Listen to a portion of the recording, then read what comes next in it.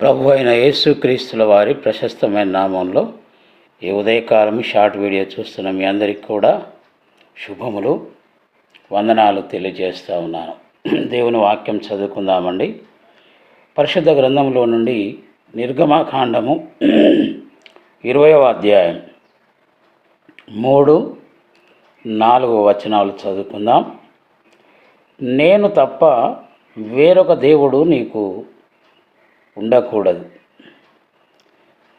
పైన ఆకాశం అందే కానీ, క్రింద భూమి అందే కానీ, భూమి క్రింద నీళ్ళ అందే కానీ యుండు దేని రూపమునైనను విగ్రహమునైనను నీవు చేసుకొనకూడదు, వాటికి సాగిల పడకూడదు, వాటిని పూజింపకూడదు. ఇది సృష్టికర్త అయినటువంటి దేవుడు సర్వమానవాళిని దృష్టిలో పెట్టుకొని ఆనాడు ఇశ్రాయేలీలకు నాయకత్వం వహిస్తున్నటువంటి మోషేకు ఈ ఆజ్ఞలన్నీ వివరించి తెలియపరిచినట్లుగా నిర్గమకాండము 20వ అధ్యాయంలో మనం చూస్తున్నాం. 3-4 వచనాలు ఇప్పుడు మనం చదువుకున్నాం. క్రీస్తునందు ప్రియ సహోదరి సహోదరుడా, ఈ 10 ఆజ్ఞలలో మొదటి 2 ఆజ్ఞలను మనము చూసుకున్నాం.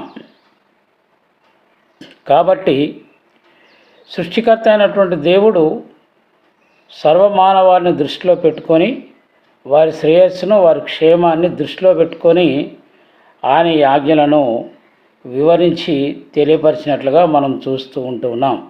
నిజమే, సృష్టికర్తకే సృష్టి మీద అధికారం ఉంటుంది. ఎందుకంటే ఆయనే సృష్టిని సృష్టించాడు కనుక ఆయన సూటిగా తెలియపరుస్తున్నాడు, నేను తప్ప వేరొక దేవుడు నీకు ఉండకూడదు.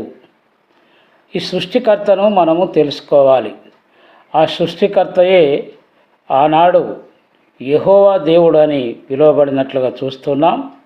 ఆ యెహోవా దేవుడే మానవాళి దారి తప్పి పాపములో పడిపోయి పతనమైపోయి పాతాళమునకు అనగా అగ్నిగుండమునకు వెళుతున్నప్పుడు నరావతారిగా యేసుక్రీస్తు అనే నామధేయుడై ఈ లోకంలో 2025 సంవత్సరాల క్రితం కన్యమర్య గర్భమున అవతరించినట్లుగా మనం చూస్తూ ఉన్నాం. ఆ దేవుడే ఈరోజు ఈ ఆజ్ఞ ఇస్తున్నాడు, నేను తప్ప వేరొక దేవుడు నీకు ఉండకూడదు.